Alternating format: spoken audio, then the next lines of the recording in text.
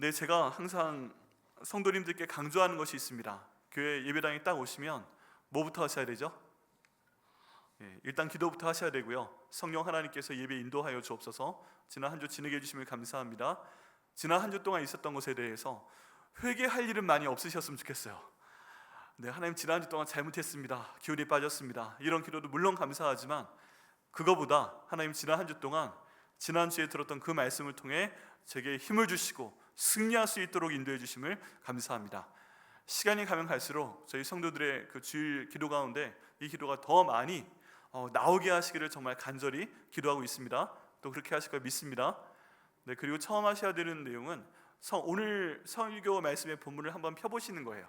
그리고 한번 읽어보시는 겁니다. 하나님, 이 말씀 가운데 저에게 주시는 말씀은 무엇입니까? 제게 말씀하여 주옵소서. 그 내용을 한번 읽어보시고요. 또 그 다음 하실 일은 주보를 보시고 제목을 보시는 것입니다. 오늘 말씀의 제목은 무엇인가? 이걸 먼저 확인해 보셔야 됩니다. 자, 오늘 말씀의 제목이 뭐죠? 사용해 주시옵소서. 네, 설교 말씀이요 보통 딱 한 줄로 요약이 돼야 됩니다. 정말 설교가 잘 전달이 되었다면 한 줄로 딱 기억에 남아야 돼요. 그런데 이 한 줄이 아니라면 제목이라도 기억하시면 됩니다. 다음 주에 딱 오셨을 때 제가 지난주 설교 제목이 무엇이었지요? 했는데 사용해 주시옵소서 하면 기억에 나게 하실 줄 믿습니다. 근데 제목이 기억나지 않으면 아무것도 기억나지 않는 거예요. 짧잖아요, 그죠? 사용해 주시옵소서, 이게 오늘 말씀의 제목이고 오늘 말씀의 핵심입니다. 여러분, 저희들은 모두 하나님께 이 기도를 해야 됩니다. 하나님, 저희를 이 땅에 보내주심을 감사합니다. 하나님, 하나님의 뜻을 이루시기 위해서, 하나님 나라 위해서 저를 사용하여 주시옵소서. 아멘이세요? 아멘. 같이 한번 기도해 보시겠어요? 반응이 좀 시원치 않은데요. 자, 같이 한번 기도해 보시겠습니다. 하나님 아버지, 하나님의 뜻을 위하여 저를 해보세요. 저를 사용해 주시옵소서. 저희 가족을, 옆에 가족이 있으면 손도 좀 잡아보시고요. 저희 가족을 사용하여 주시옵소서. 자, 이제 앞에 있는 의자를 좀 잡으시죠. 우리 백향목교회를 사용하여 주시옵소서. 아멘입니다. 네, 하나님께서 저를 이 땅에 보내신 목적이 있습니다. 예전에 한 20년쯤 전에 존재 목적 진술이라는 게 유행이었습니다. 네, 그 캘리포니아에 있는 세리백 교회에서 먼저 나온 것이었는데 이 교회의 존재 목적이 무엇인가 하는 것이었어요. 네, 그게 좀 더 좁혀져 들어가면 하나님이 나를 이 땅에 보내신 목적이 뭐지? 내가 이 땅에 살아가고 있는데, 존재하고 있는데 살아가는 목적, 존재하고 있는 목적은 뭐지? 라는 질문입니다. 이 내용을요 갑자기 딱 질문을 하면 많은 분들이 멍해하세요. 왜냐하면 내 존재 목적이 뭐지? 내가 살아가는 이유가 뭐지? 여기에 대한 질문을 받은 적도 없고 생각해 본 적도 별로 없기 때문입니다. 존재 목적 진술, 우리 가족의 존재 목적 진술, 우리 가족이 이 땅에서 살아가야 되는 이유는 무엇이지? 그 다음에 우리 직장의 존재 목적 진술, 그건 있어요. 회사의 존재 목적, 우리 회사가 왜 존재하는가. 그리고 우리 교회를 통해 생각을 해보면 우리 교회의 존재 목적은 무엇인가? 백향목교회의 존재 목적은 무엇인가? 다른 말로 하면 하나님께서 왜 우리 백향목교회를 만드셨는가? 어떤 일을 시키시려고 이 땅에 보내셨는가? 하는 질문을 저희가 던져봐야 됩니다. 그리고 거기에 대한 답변을 우린 명확하게 말할 수 있어야 됩니다. 여러분, 한번 이번 주에 주님께 기도하시면서 생각해 보시기 바랍니다. 하나님, 저를 이 땅 가운데 왜 보내셨나요? 우리 가족을 왜 만드셨나요? 저를 왜 이 직장 가운데 보내셨나요? 우리 백향목교회를 왜 만드셨나요? 그럼 하나님께서 말씀하실 것을 믿습니다. 그리고 그 뜻 가운데는, 존재 목적에는 반드시 최종 결론에 이런 부분이 있어요. 하나님의 뜻을 이루기 위해서 우리를 만드셨다 하는 것입니다. 그리고 하나님의 궁극적인 뜻은 예수님의 지상명령을 통해서 우리에게 이미 전달이 됐습니다. 그게 뭐예요? 너희는 가서 모든 족속으로 제자를 삼아라. 아버지와 아들과 성령의 이름으로 침례를 주어라. 내가 너에게 분부한 모든 것을 가르쳐 지키게 하여라. 세상 끝날까지 내가 너희와 함께 있을 테니까 내가 다시 올 때까지 복음을 전해라. 잃어버린 너희 형제 자매를 다 찾아가지고 내게 데리고 와라 하는 것이 예수님께서, 하나님께서, 성령님께서 저에게 주신 사명입니다. 그리고 모든 교회는 그 사명을 이루기 위해서 성령 하나님께서 이 땅 가운데 만드신 것입니다. 우리 백향목교회도 그 계획 안에 들어가 있습니다. 그래서 내 개인의 삶의 존재 목적이 있지만 이 모든 존재의 목적들은 다 하나님의 뜻 가운데 포함되어 있고요. 그 뜻 가운데는 하나님께서 우리에게 주신 사명, 전도와 선교의 사명이 우리에게 가장 큰 사명입니다. 그래서 저희는 그걸 해야 되는 거예요. 그리고 그 일을 위해서 하나님께서 저희를 사용해 주셔야만 됩니다. 우리의 사명은 무엇인가? 하나님의 뜻을 이루는 것이고, 내가 왜 존재하는가? 그 뜻에 순종하는 것이고, 그러면 우리가 어떻게 해야 되는가? 뭔가 사용받고 싶은데, 하나님의 일을 이루시는데 도움이 되고 싶은데, 하나님 저를 사용하여 주옵소서. 기도할 때 주께서 우리에게 인도하시고 사용해 주실 것을 믿습니다. 네, 저는 그런 거 없는 것 같은데요 라고 말씀하실 분이 계시겠지만 아직 모르셔서 그래요. 네, 결국 성령님이 인도하심 가운데 기도하시면 내가 네게 원하는 것은 이것이다 하고 분명히 성령 하나님께서 말씀하실 줄 믿습니다. 또 하나님께서 우리에게 주신 말씀, 이 성경을 통해 말씀하실 것을 믿습니다. 그렇기 때문에 그걸 발견하시고 하나님께 쓰임을 받게 되면 결국 하나님께서 저희로 하여금 구원받게 하시고 상을 주실 것을 믿습니다. 자, 그런 가운데 하나님께서 사용해 주신 한 사람을 오늘 저희 본문을 통해서 보고자 합니다. 저희가 누가복음 3장 1절부터 20절까지의 말씀을 함께 보았는데 여기 주인공이 한 사람 나옵니다. 누구죠? 네, 침례 요한입니다. 네, 다른 교단에선 세례 요한이라고 하지만 저희 침례교회에서는 침례 요한이라고 얘기합니다. 하나님께서 여기 있는 침례 요한을 사용하시는 걸 볼 수가 있습니다. 그런데 이 누가는 그 누가복음을 누가 썼다고 말씀드렸죠? 네, 누가복음 누가가 썼습니다. 네, 누가복음 누가 썼죠? 하고 여쭤보면 누가 썼을까? 이러시면 이미 답을 아시는 거예요. 네, 누가복음은 누가 썼습니다. 네, 누가가 썼어요. 이 누가가 직업이 의사였습니다. 굉장히 꼼꼼하고 철저하게 그 자기 직업을 수행했던 것 같습니다. 그리고 누가는 바울과 그 선교를 같이 다니면서 바울의 주치의로서 바울을 치료하기도 하고 그 내용을 기록하기도 했고, 그렇게 하면서 하나님께서 자기에게 주신 존재 목적을 이루게 됩니다. 의사로서 여기 바울을 치료해주며 도와주는 사람이기도 했지만 또 바울이 했던 모든 사역을 기록하면서 저희 가운데 복음서를 남겼습니다. 또 사도행전의 말씀을 남겼습니다. 그걸 통해 하나님의 놀라운 일을 이루시도록 하나님께서 누가를 그렇게 사용을 하셨습니다. 그런데요, 하나님께서 특별히 누가를 통해서 여기 침례 요한을 소개하시는 방법이 굉장히 재미있습니다. 의미가 있고 재미있고 중요합니다. 왜 그러냐 하면요, 여기 40장 볼 때 이 그 누가복음 3장 말씀 볼 때 1절에 등장하는 사람들이 있고 2절에 등장하는 사람이 있고 3, 4절에 이제 침례 요한이 등장해서 3절부터 20절까지의 말씀에 침례 요한이 등장합니다. 그런데 지금 주인공은 침례 요한이잖아요. 주인공은 침례 요한입니다. 그런데 1절과 2절에 보면 사실 세상적인 관점으로 보면 더 엄청난 사람들이 등장합니다. 1절에는 5명의 왕이 등장하는데요, 그 중에 1명은 로마의 황제고 4명은 유대 땅에 보낸 왕들이었어요. 1절 말씀 한번 보시겠어요? 1절 말씀. 1절 말씀을 보면 왕이 먼저 나옵니다. 누가복음 3장 1절 말씀 보면 처음에 나오는 사람이 누구예요? 네, 디베르 황제가 나옵니다. 디베르 황제. 디베르 황제가 통치한 지 15해.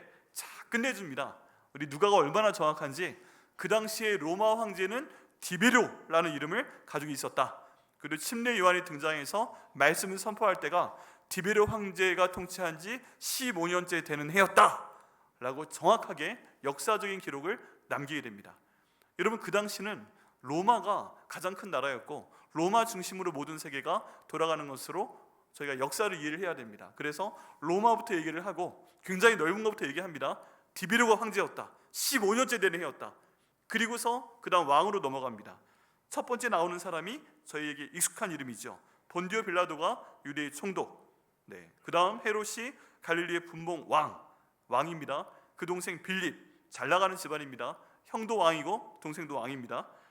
그 동생 빌립이 이두레와 드라고니 지방의 분봉 왕으로, 그 다음에 성경에 한 번밖에 안 나오는 이름입니다. 루사니아가 아빌레네의 분봉 왕으로. 여기 로마 황제 1명의 이름이 나오고요, 그 다음 그 지역, 유대 지역을 다스리는 4명 왕의 이름이 나옵니다. 그런데 그걸로 땡, 더 이상 얘기가 없어요. 그래서 디베르 황제는 어떤 일을 했고 이런 일이 나와야 될 것 같은데 황제에 대한 설명이 없고요, 4명의 왕에 대한 설명도 없습니다. 총독과 3명의 왕에 대한 설명도 없어요. 그걸로 끝이에요. 그래서 이런 배경을 갖고 있다 하는 것을 지금 누가가 얘기를 합니다. 여기에 더 부연 설명이 없습니다. 그래서 저도 이 5명의 왕에 대해서 더 설명을 하지 않겠습니다. 할렐루야. 왠지 오늘 설교가 빨리 끝날 것 같은 느낌이 드시죠? 이 5명이라 되는 왕을 그냥 지나가 버리네. 그 다음 2절에 보니까 2명의 제사장이 나옵니다. 2명의 제사장. 2절에 안나스와 가야바가 대제사장으로 있을 때 라고 나오고 있습니다. 여기 안나스는 사위고요, 가야바가 장인어른입니다. 이 장인어른과 사위가 그 당시에 종교의 권력을 다 갖고 있었어요. 대단한 사람들이었습니다. 그런데 이 두 사람도 대제사장으로 있었다 하고 끝! 넘어가 버려요. 그런데 그 다음 2절 후반부에 침례 요한에 대한 얘기가 나옵니다. 하나님의 말씀이 빈들에서 사가랴의 아들 요한에게 임한지라 라고 침례 요한을 소개를 하고요, 그 다음 쭉 20절까지의 모든 말씀이 침례 요한이 어떤 사람이고 구약성경에 어떤 예언이 돼 있고 막 그런 내용들이 나오게 됩니다. 그래서 주인공이 침례 요한이에요. 이 그 등장하는 이 장면을 봤을 때 이 누가가 또 하나님이 침례 요한을 얼마나 귀하게 보시는 걸 알 수가 있습니다. 디베르 황제가 하나님 저 디베르 황제입니다 그랬을 때 그래 하고 지나가시고, 하나님 저 총독입니다 그래 하고 지나가시고, 저 왕입니다 그래 지나가시고, 저 안났습니다 하나님 저 가야바입니다 하는데 그래 하고 지나가셨어요. 눈길도 주지 않고. 근데 그 다음에 하나님이 딱 주목하시는 한 사람이 있었으니 그 사람이 누구예요? 바로 침례 요한인 것입니다. 침례 요한인 것입니다. 여러분, 하나님께서 사용하시고 하나님께서 주목하시는 사람은 본문의 침례 요한인데 너무 부럽지 않으세요? 로마 황제도 지나쳐버리고 총독과 3명의 왕도 지나가버리고 최고의 권력자도 지나가버리고, 하나님은 지금 하나님께서 예수님의 길을 예비하라고 미리 보내신 이 침례 요한한테 딱 주목하고 계시는 것입니다. 하나님의 눈이 그를 보고 계시고 하나님의 귀가 그를 듣고 계시고 하나님께서 손으로 그를 어루만지고 계시고 이런 장면입니다. 그런데 세상적인 관점에서 보기에는 침례 요한이 보잘것이 없죠. 앞에 있는 사람들이 비교하면 보잘것이 없죠. 지금 요단강에 와 있죠. 원래 제사장 집안인데, 제사장의 아들인데 사람들은 크게 인정할 만한 게 없죠. 낙타의 털로 만든 옷을 입고 있죠. 별로 좋은 것도 먹지 못하죠. 그런 상황 가운데 있습니다. 그런데 하나님께서는 침례 요한을 딱 보고 계십니다. 여러분, 저희가 여기에 대한 소망을 가져야 됩니다. 우리는 가끔 이런 생각합니다. 내가 나 자신을 보기에, 세상 사람들이 보기에 나는 되게 작은 사람이다. 난 굉장히 비천한 사람이다. 내가 여기 있는 걸 누가 알겠어? 내가 여기서 이런 힘든 일을 하고 있고, 내가 사람들한테 이런 고난을 당하고 있고, 내가 지금 여기에서 이렇게 애쓰고 있는 걸 누가 알겠어?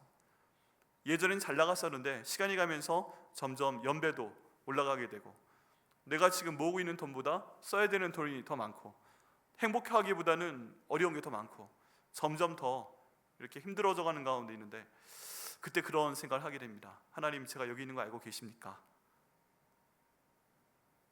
그런데요, 하나님의 일을 여기 있는 침례 요한이 시작을 하니까 하나님이 이 사람에게 주목하고 계십니다.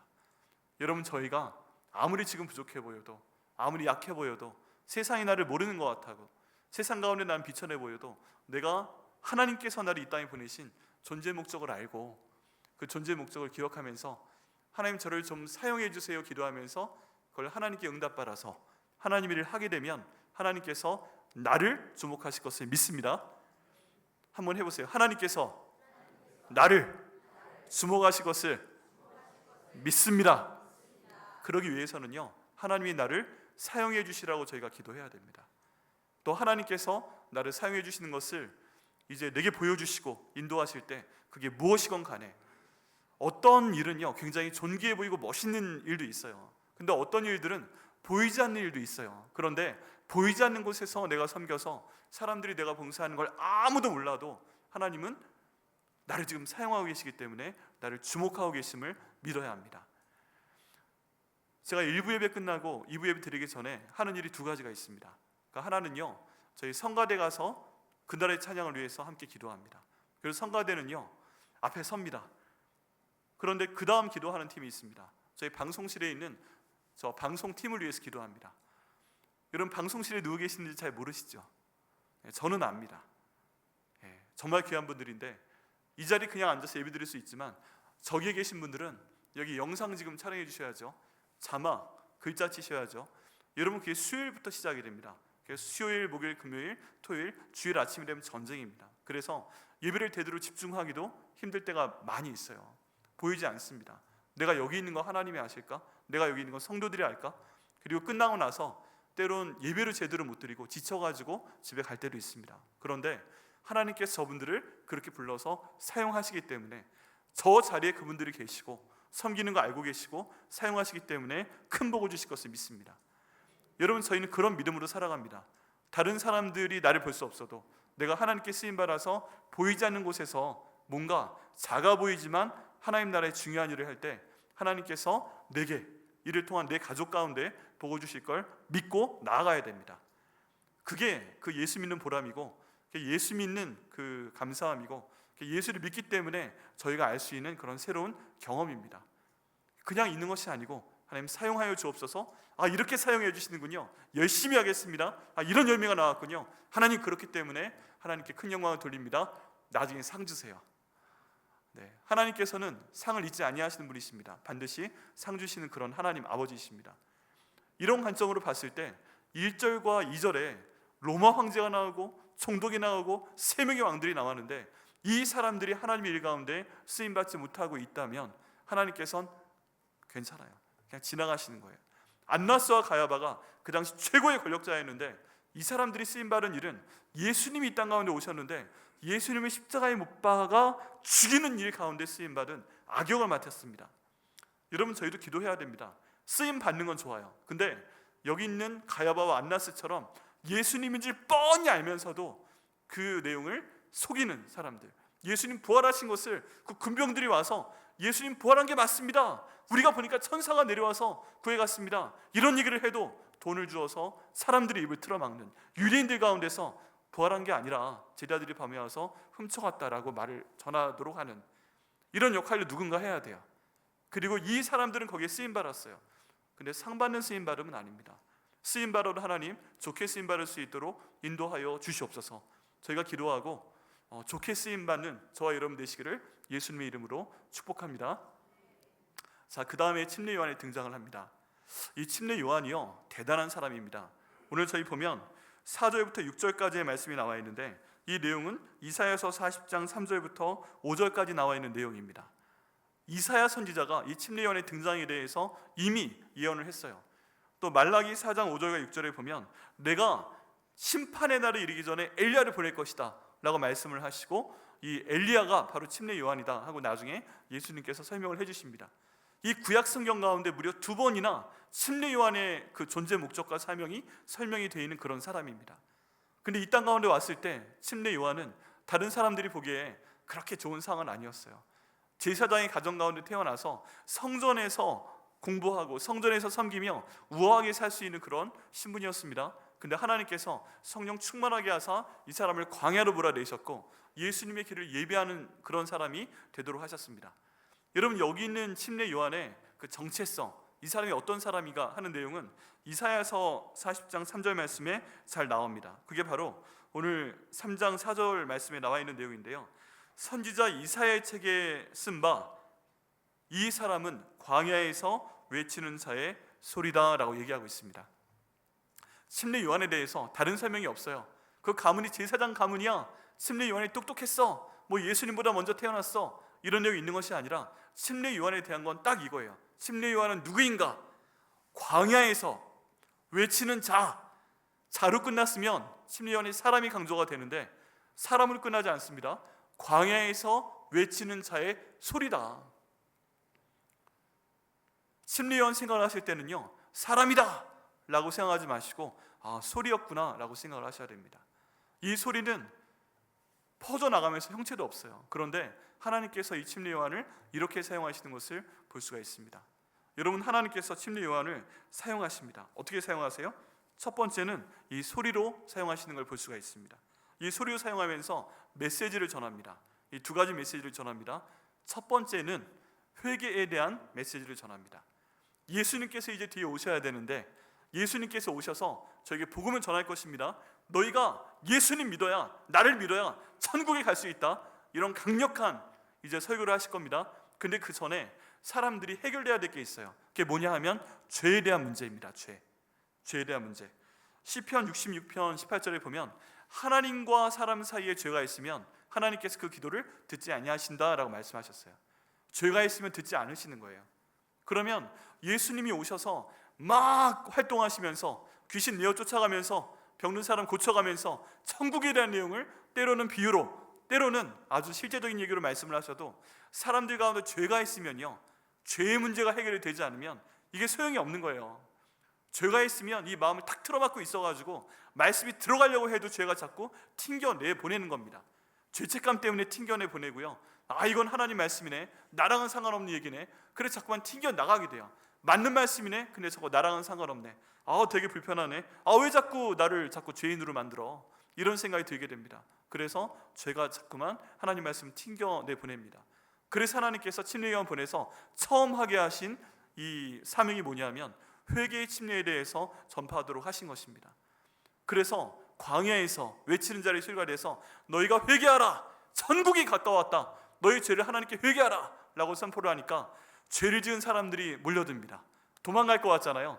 그런데 한편으로는 그 메시지 듣고 마음이 되게 곤란하기도 하면서 시원하기도 한 거예요. 내가 죄인이 맞아. 근데 왜 저 말씀 들으니까 시원하지?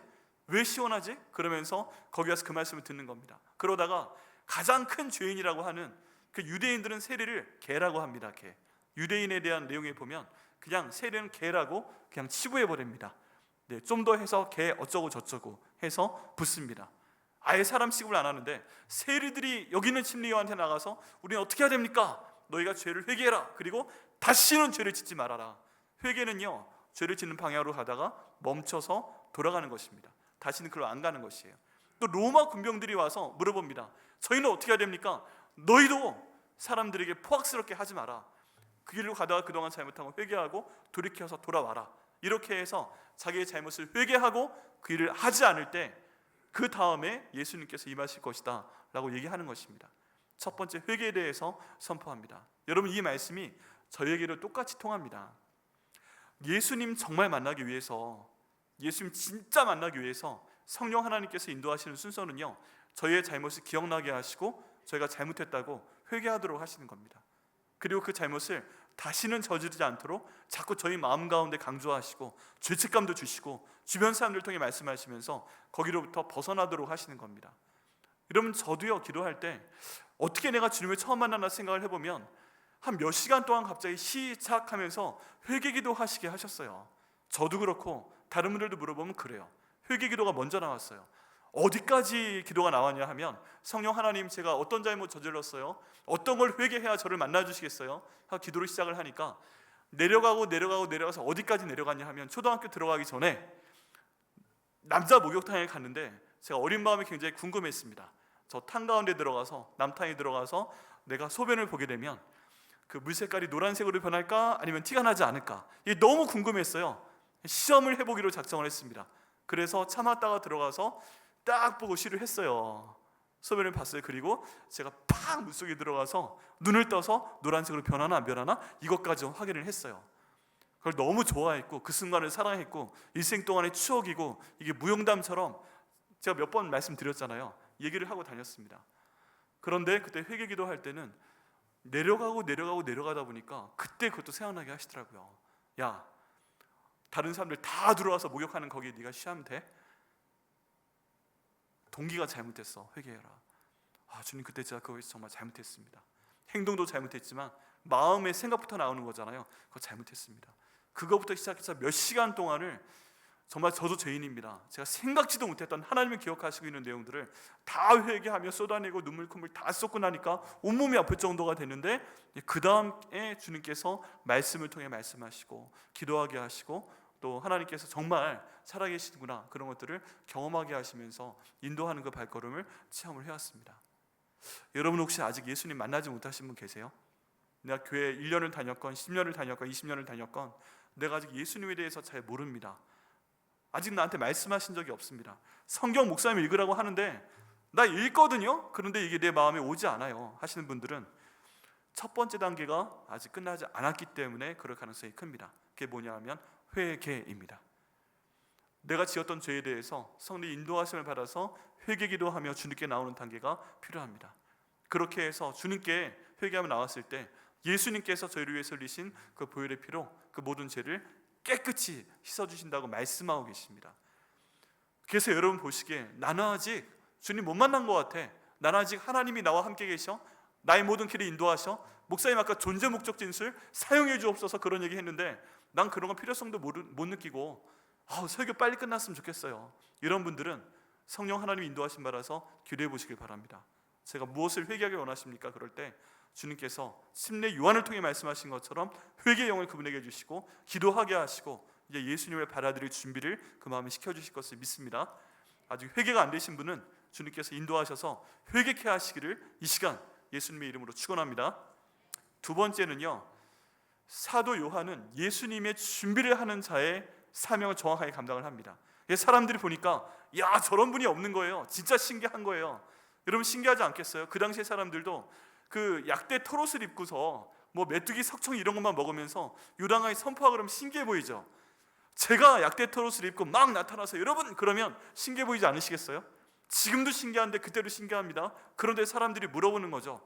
야 저 정도의 카리스마, 야 저 정도의 목소리, 그 정도면 저분이 메시아일 수 있다 라고 생각할 수 있잖아요. 그런데 그 중에 어떤 사람들은 실제 질문을 했습니다. 당신이 메시아입니까? 우리가 기다리는 바로 그분입니까? 라고 물어봤는데 만약에 제가 침례 요한이라면 조금 뜸을 들였을 수도 있을 것 같아요. 왜냐하면 모든 사람들은 어떤 일을 할 때 자기가 드러나기를 원하잖아요. 우리가 섬겨도요 자기가 드러나기를 원하는 마음이 있습니다. 내 이름 석자 받기를 원하고 내가 좀 더 중요한 사람처럼 보이고 싶은 그런 열망이 있어요. 그래서 저 같으면 어떻게 보이세요? 메시아 같으신가요? 저희 외모, 제 목소리 메시아 같으신가요? 기도해 보시죠. 라면서 뜸을 들일 수도 있을 것 같아요. 그런데 본문에 보면 여기 있는 침례 요한은 명확하게 나는 아닙니다 라고 얘기를 합니다. 나는 물로 회개의 침례를 전파하는 사람이고 내 뒤에 불과 성령으로 침례를 주신 진짜 메시아가 오실 것입니다. 나는 그분의 신들매를 들기도, 이건 무슨 얘기냐면 신발끈을 풀거나 신발끈을 메어드리기도 힘든 사람입니다 라고 정확하게 자기의 존재의 가치를 고백을 합니다. 난 그런 사람이 아니에요. 이게 내 역할이에요. 난 이렇게 쓰임받는 것만 해도 감사해요 하고서 자기의 역할을 마무리하는 것을 볼 수가 있습니다. 여러분 이것도 힘든 겁니다. 근데 하나님께서는 그 사명을 여기 있는 침례 요한에게 주셨기 때문에 아무것도 아니어 보이는 그 역할도 감사함으로 받고 쓰임 받았을 때 여기는 침례 요한이 감사하는 것을 볼 수가 있습니다. 후에 보면은 제자들이 그 예수님 지나가시는 거 보고서 야 저분은 뜨는데 스승님 이렇게 자꾸 가라앉네요. 그랬을 때 야 너희가 신랑을 기다리는 신부의 마음을 알아? 나 지금 기뻐. 이렇게까지 고백했던 사람이 바로 침례 요한입니다. 이렇게 쓰임받는 것을 침례 요한은 감사했고 예수님께서 나중에 어떤 말씀까지 하시는가? 너희가 침례 요한을 어떻게 생각을 하는가? 별거 아니어 보여? 그냥 요단강에서 약대 털옷 입고 잘 못 먹고 다니니까 이상해 보여? 아니야. 여자가 난 사람보다 천국에서 침례 요한보다 큰 사람이 없다라고 예수님께서 말씀하셨습니다. 그렇게 인정하십니다. 여러분 저는 이 얘기를요 저를 포함한 우리 모든 백향목교회 성도들이 예수님께로부터 나중에 듣기를 원합니다. 우리가 아무리 작아 보이는 일이라도 내게 주신 은사를 통해 내가 할 수 있는 일을 통해서 주님 사용하여 주옵소서 했는데 내 눈에 보이는 거예요. 은사에 따라 이 교회에서 백향목교에서 난 이것 좀 해봐야 되겠다, 이걸 섬겨야 되겠다, 주님 나라 위해서 이렇게 쓰임받아야 되겠다 하고 그 일을 감당했을 때 우리 하나님께서 다른 사람들은 상관없어요. 다른 사람들은 상관없는데 내가 너를 주목하여 보고 있다. 내가 이렇게 말을 했는데 그 일에 헌신해서 정말 고맙다. 네가 봉사해줘서 고맙다. 정말 나는 너를 중요하게 생각한다. 여자가 낳은 사람보다 침례 요한 다음엔 너다 하고 말씀하시는 그런 복된 말씀을 저와 우리 백향목 성도 모든 분들이 듣기를 간절히 기도하고 있습니다. 그런 복을 저에게 주시기를 예수님 이름으로 축원합니다. 그러기 위해서요 기도하셔야 됩니다. 주여 사용하여 주시옵소서. 사용하여 주시옵소서. 여러분 한번 생각하고 기도하셔야 됩니다. 나 그럼 무엇을 하면 될까? 영혼을 구원하고 이 사람들 천국으로 인도하기 위해서 내 가족 가운데서, 내가 직장 가운데서, 우리 교회 가운데서 어떤 일을 해야 될까? 주님께 물어보시고 쓰임 받으시고 그 복을 받으시는 한 분 한 분 되시기를 예수님의 이름으로 정말 간절히 기도하고 축원합니다. 네, 저희 교회에 또 그런 분들이 계세요. 아주 이 분들을 소개할 수 있어서 정말 감사합니다. 저희 교회 방송팀 중심으로 이루어져 있는 포내 선교 팀인데요. 네, 포내 예수님 하나님 말씀을 선포하네 해서 포내 선교 팀입니다. 이분들에 대한 영상을 저희가 잠시 보도록 하겠습니다.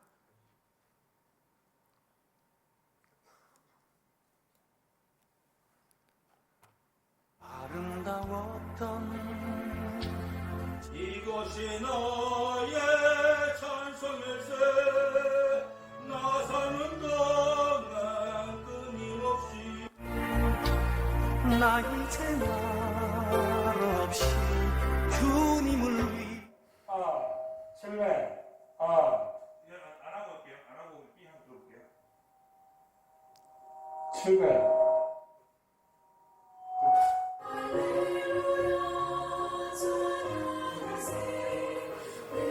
앰프에 대해서는 마이크니까 소리로 전달만 되면 된다라는 그 고정관념이 있었던 것 같습니다. 처음 듣는 그런 새로운 소리였습니다. 제가 부족했기에 지금까지 우리 성도님들도 느껴보지 못한 이제 새로운 세계, 새로운 음각을 듣게 될 것입니다. 이제 하나님의 말씀이 온전히 선포될 수 있도록 최선을 다할 것입니다.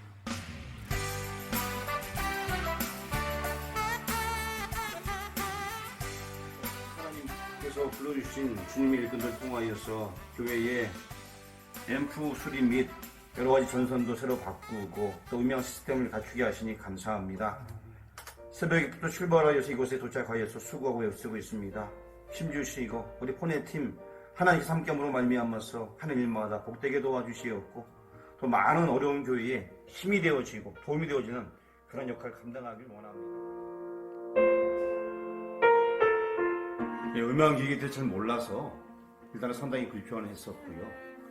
소리를 조절하는 부분이라든가 그리고 또 잡음이 생길 때 어떻게 처리해야 되는지 노력을 해도 아는 것도 꼭 무지한데 이렇게 음향에 대해서 봉사해준다는 얘기를 들었을 때 일단 조그만한 귀가 아주 크게 열려지게 되었어요. 그래서 굉장히 좋았고요. 한쪽으로 은근히 에이 오면은 뭐 얼마나 할까 뭐 얼마나 하겠어 그랬는데 막상 와서 보니까 많이 헌신해 주시고 그리고 또 본인들이 갖고 계시는 모든 것들을 뭐 다 주고 가시고 마이크도 뭐 주고 가시고 챙겨줘 갖고 소리를 맑고 투명하고 영상을 어떻게 찍는지 그리고 또 그 세밀하게 어떻게 조절하는지까지 이렇게 설명해 주니 이런 사역들을 어려운 교회, 신육교회 계속했으면 좋지 않겠나. 하나님의 음성을 듣고 하나님의 일을 하는 우리 선교팀들 너무나 수고 많습니다. 감사합니다.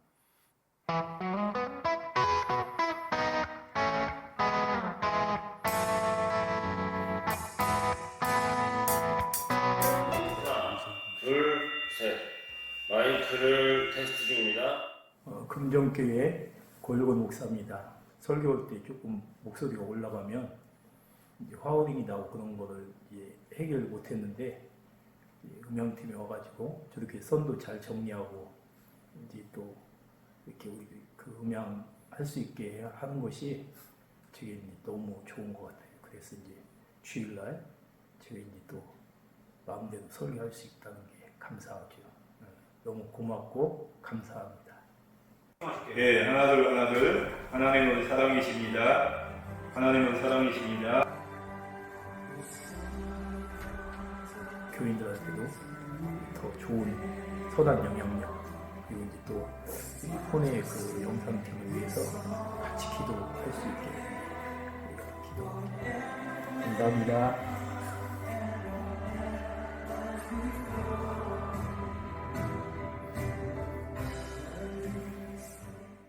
네, 우리 하나님과 포내 선교팀께 감사와 영광의 박수 드리겠습니다. 네, 여러분께서는 잘 모르시겠지만 한국에 있는 몇 개 교회들은 백향목 교회를 기억할 때 포내 선교회가 있는 교회로 기억을 합니다. 아멘이세요? 네, 하나님께서 우리 백향목 교회 가운데 이 포내 선교회 우리 방송팀을 주신 게 정말 하나님께 감사하고 저희 교회 가운데 큰 영광입니다. 여러분들 보내주신 게 감사한데요. 이런 그 선교회가 어떻게 시작이 됐는가? 저희 교회에서 이제 지교회로 파송했던 우리 봉담 백향목교회 이응철 목사님 2018년도 10월 달에 그 파송해 드릴 때 그때가 시작되는 계기였다고 합니다. 이응철 목사님이 이제 붕당 백향목회 부임을 하셨는데 이제 음향이 잘 안 되는 거예요. 계속 삥 하는 하울링 소리가 나고 소리도 잘 안 되고 막 그래서 너무 고통스러운 가운데 있었다고 합니다. 그런데 그때 우리 방송팀 장훈 집사님과 몇 분이 가서 그걸 조정을 해줬더니 이분이 너무 감사하면서 울컥했다는 거예요. 그러면서 우리 교회뿐만 아니라 지금 많은 작은 교회들에서는 방송 영상하면 바로 뭐와 연결이 돼요? 돈입니다. 돈. 이거 마이크 바꿔야 되는 거 아니야?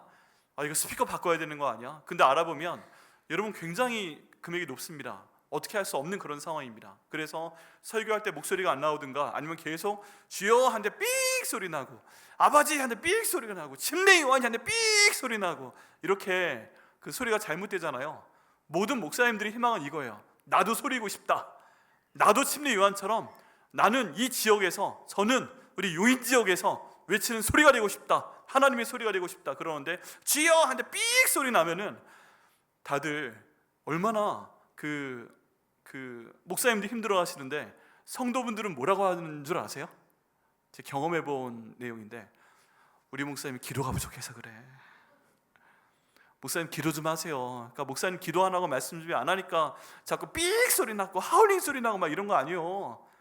우리 목사님 기도하게 해주세요 주님 이러면서 가신다니까요. 여러분 그 첫 번째 목사님 제가 부족해서 할 때 칵 하고 목이 맥히는 거 보셨어요? 얼마나 그동안 괴로우셨으면 이게 내 기도 문제가 아니라 장비의 문제였구나. 그리고 우리 그 포네팀이 가서 처음에 교회 구조를 보게 되면 어떤 목사님은 그러셨답니다. 지난번에 21호 교회에서 제가 공대 출신입니다 라고 제가 좀 압니다 그랬는데 어떤 상황이었냐 하면 여기 마이크가 있고 스피커가 목사님의 마이크를 향하는 쪽이었대요. 그렇게 되면 하울링이 나는 겁니다. 그런데 스피커와 마이크가 마주보고 있는 상황이면 어떻게 해도 소리가 나는데 하울링이 나는데 그걸 자기는 공대 출신이라고 하면서 그거를 잡지 못하고 계셨는데 우리 포네팀께서 가셔서 그 스피커 방향만 앞으로 빼서 바꾸니까 소리가 회복이 되는, 우리가 뭐를 모르는지 모릅니다. 이런 사역 가운데 우리 포네 선교팀이 그동안 섬겨 주시고 계십니다. 그래서 2020년 1월 22일에 첫 회의를 하게 됐고 그때 저희 장훈 집사님, 김동욱 집사님, 정경훈 집사님, 최상희 집사님께서 사역을 해주셨고요. 지금까지 21개 교회가 도움을 받았습니다. 그리고 전체 들어간 금액이 한 교회당 100만 원씩 정도 됐고요. 또 정말 감사한 게 저희 성도분 가운데서 헌물해 주신 분이 있어요. 그 뭐 마이크든 스피커든 그 헌물해 주신 분이 계시는데 그분께서 보내주신 장비까지 하면 3천만 원 정도가 넘어간다고 합니다. 그렇게 21개 교회를 섬겼고 지난번에 21호 교회, 양평에 있는 교회 거기 봉사하고 왔을 때 그 담임 목사님께서 주보를 보내주셨어요. 포네팀한테, 저한테도 왔는데 거기 그 교회 기도 대상 가운데 백향목 교회가 들어가 있습니다. 우리가 포네 선교를 통해서 은혜를 받았기 때문에 우리가 매일 중보 기도하고 제가 개인 기도할 때 새벽에 제가 기도할 때 백향목 교회 기도하겠습니다 하고 주보에 넣어 오셨더라고요. 여러분 그래서 최소한 21개 교회가 백향목 교회를 기도할 때 백향목 교회를 위해 기도하고 있고 그분들이 백향목 교회 생활할 때 포네 선교를 떠올리고 있습니다. 그리고 그분들을 통해서 또 다른 광야에 외치는 자의 소리가 목사님들을 통해 선포되게 되고요. 믿음은 들음에서 나고 들음은 하나님 말씀에서 나는데 그 소리가 더 명확하게 아름답게 하울링 없이 성도들에게 들어갈 수 있도록 저희 포네 선교회가 열심히 섬겨주고 있습니다. 너무너무 감사합니다. 이분들이 가시면 대접은 제대로 받는가? 저녁 안 드시고 웬만하면 올라오신답니다. 왜냐하면 보통 토요일 날 가시는 거기 때문에 본인의 휴일이잖아요. 새벽 4시부터 가서 하시는 거기 때문에 저녁은 가족과 함께. 할렐루야. 우리 그 아내 되시는 분들 이해해 주시기 바랍니다. 저녁은 집에서 먹기 위해서 거기서 아무리 좋은 음식을 대접한다고 해도 가족과 함께 먹어야 됩니다 하고 딱 돌아오시는 분이 우리 포네 선교팀입니다. 교회에선 포네 선교팀한테 예산 배정 전혀 하지 않습니다. 다 본인들이 자비량으로 섬기시는 분들이고 이렇게 귀한 사역을 감당하고 계신 분들인데 하나님께서 큰 상급을 주실 것을 믿습니다. 근데 그러다가 8월 13일 날 갑자기 일이 하나 생겼습니다. 그게 뭐냐면 저희 장훈 집사님이 제안하신 내용인데요. 우리가 파송한 필리핀 산타로사 교회 이지룡 선교사님 교회에 이제 방송 장비가 2년 전부터 문제가 있었어요. 그래서 그때마다 우리 장훈 집사님께 요청을 해서 보고 어떻게 좀 수리를 해보려고 했는데 장훈 집사님이 2년 동안 정말 안간힘을 써보다 결론을 냈습니다. 이거는 수리될 수 있는 게 아니다. 그래서 우리 포네 선교팀이 여기랑 장비를 새 걸로 아예 구입을 해서 아예 셋업을 해드리고 그 지역사회 필리핀 지역사회에 있는 한인 교회들이나 다른 교회들도 영상 장비를 좀 손봐드리자, 가서 직접 사용 교육까지 하자라는 그 생각을 하시고 8월 13일 날 갑자기 포내 선교회 제안을 하시고요. 그래서 포내 선교회 가운데 4분이 그 9월 첫 번째 주일 주간에 3박 5일의 특별 휴가를 내서 필리핀의 자비량으로 가서 그 산타로사 교회 장비를 고쳐주고 지역 사회를 고쳐주고 또 거기 있는 목사님들한테 교육을 시켜드리기로 했습니다. 이진웅 선교사님이 먼저 요청하신 게 아니고 저희 포내 선교 팀이 자원하는 마음으로 이런 계획을 세우게 되었습니다. 그런 내용들을 저희가 알게 되었고요. 그리고 이제 좀 제가 기도를 하게 되었습니다. 근데 어떤 기도를 하게 되었냐면 우리가 파송한 그 교회에 대한 책임도 있지만 여러분 저희 교회에서 청년부는 해외로 단기 선교를 나간 적이 있는데 작년이 단기 선교를 나간 적은 한 번도 없다고 들었습니다. 가려고 시도를 해봤는데 그동안 막혀왔어요. 그런데 이번에 4분의 우리 포내 선교팀이 자비량으로 휴가를 내서 비행기표 대서 이렇게 다녀오시게 되면 첫 번째 해외 단기 선교, 작년을 통해 이루어지는 해외 단기 선교가 되는 것입니다. 그러면 하나님께서 그걸 얼마나 기쁘게 보실까. 그리고 그를 통해 필리핀의 선교 선포될 그 광야에 외치는 자의 또 다른 소리들이 얼마나 많은 사람들이 오늘 구원하게 될까, 이런 열망을 갖게 되고요. 저희 교회가 도움을 좋겠다라고 생각을 하게 되었습니다. 근데 저희 교회 예산은 그게 없어요. 그렇기 때문에 저희 성도님들께 요청을 드립니다. 기도해 주시고요. 우리 필리핀 산타로사 꿈이 교회를 통해서 광야에 외치는 자의 소리가 더 선포될 수 있도록, 또 그 지역사회 가운데 이제 선교팀 가면 아마 밤에 잠 못 주무실 겁니다. 자기들이 밥 사 먹어가면서 그 지역사회에 있는 사람들한테 요청을 받아서 또 교회마다 다 가서 고쳐주실 것이고 또 교육시켜 주시고 엄청난 일을 하실 것입니다. 그런데 이분들이 교회에 후원을 요청한 금액은 장비 금액밖에 없어요. 200만 원 요청하셨는데 다 장비에 대한 금액입니다. 이분들이 비행기표, 이분들의 식사비, 그리고 이분들이 까먹으신 게 있어요. 제가 어제 지적했는데 장비를 보내셔야 될 거 아니에요. 근데 무게에 따라서 추가 비용이 있습니다. 그 비용은 생각 못 하셨더라고요. 그렇게 되면 비용이 듭니다. 그런데 우리가 한번 함께 이번 선교를 같이 해볼 수 없을까요? 여러분 마음 가운데 기도해 주시고 후원을 부탁드리겠습니다. 저희 주보에 보시면 헌금 낼 수 있는 저희 계좌가 있는데 거기 포내 선교회 특별 헌금으로 지원을 해주시고요. 부탁을 드리겠습니다. 저희가 포내 선교회에서 후원을 요청한 200만 원에 대해서는 분명하게 이분들께 드리고 또 더 기도해보고 추가 비용 드리고, 너무 많이 비용이 초과하게 되면 그 비용도 교회에서 일단 사용하되 나중에 선교를 위해 사용하도록 하겠습니다. 기도하시면서 이번 포내 선교회의 사역이 바로 우리 교회의 사역이다, 여러분 그렇게 기도해 주시고 동참해 주시기를 부탁을 드리겠습니다. 그래서 저희 포내 선교회는요, 하나님께서 주신 이 음향, 소리에 대한 은사를 가지고 이렇게 쓰임받고 있습니다. 마치 저희 가운데 침례 요한과 같은 분들이 있습니다. 그런 분들이 계신 거 감사하고요. 저는 한 분 한 분께 다시 부탁의 말씀을 드리고 싶습니다. 여러분 하나님께 기도하시기 바랍니다. 주여 사용하여 주시옵소서. 그럴 때 주님께서 사용하여 주시고 또 놀라운 복을 우리 한 분 한 분과 가정과 그 직장과 우리 교회 가운데 주실 것을 믿습니다. 기도로 먼저 설교를 마치겠습니다. 하나님 감사합니다. 주님께서 인도해 주셔서 저희가 오늘 사용하여 주옵소서라는 기도 제목을 함께 나눌 수 있도록 하심을 감사합니다. 또 하나님께 사용하신 침례 요한에 대해서 나눌 수 있도록 인도하심을 감사합니다. 아버지 하나님, 그리고 저희 교회 가운데서 음향이라는 은사를 가지고 아버지 정말 작은 교회 가운데서 광야에 외치는 자리 소리같이 말씀을 선포하시는데 음향 때문에, 마이크 때문에 고생하셨던 많은 분들을 도운 포내 선교회의 그 섬김에 대해 나눌 수 있도록 인도하심을 감사드립니다. 하나님, 또 필리핀 산타로사 꿈이 교회를 돕기 위해서 저희가 마음을 모으고 기도할 수 있도록 인도하심을 감사합니다. 이 일을 저희 교회를 통해 이루시고 포내 선교회를 통해 이루시고 하나님 큰 영광 받으시고 그 모든 오류가 수용될 수 있도록 인도하시고 복의 복을 주시는 저희 백화목교회 될 수 있도록 인도하여 주옵소서. 감사드리고 예수님의 이름으로 기도드립니다. 아멘.